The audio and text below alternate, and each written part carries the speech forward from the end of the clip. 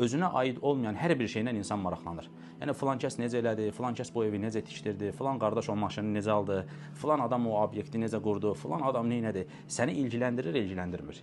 Sən bundan qiyamət günü hesaba çəkiləcəksən, hesaba çəkilməyəcəksən. Bəs niyə danışırsan? Niyə özünə aid olmayan şeylərlə özünü məşğul edirsən?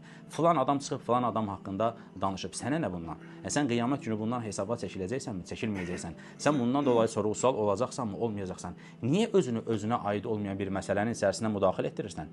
Və bəzən orada ağzından bəzi sözlər çıxardırsan. Məsələn, deyirsən ki, bu adam haqlıdır. Düzdür? Qiyamət günü o məclis qurulacaq.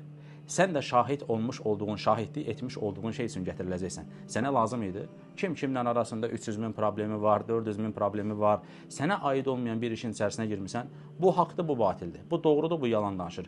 Bunun üzündən bilinir deyir. Ya sən üzündən, yəni Allah Azza və Cəllə sənə belə üzündən insanlara oxumağa, heç peyğəmbərdə belə bir şey yox idi. Yəni heç peyğəmbər insanların üzünə baxanda demirdi, bax bu eləyər bunu. Bu adamdır. Yəni peyğəmbər sallallahu əleyhi və səlləmin etmədiyi bir şeyi necə olur ki, sən insanların sanki qəlblərinə girmirsən. İnsanlar bəzən elə danışırlar ki, sanki o məclisdə özü iştirak edib.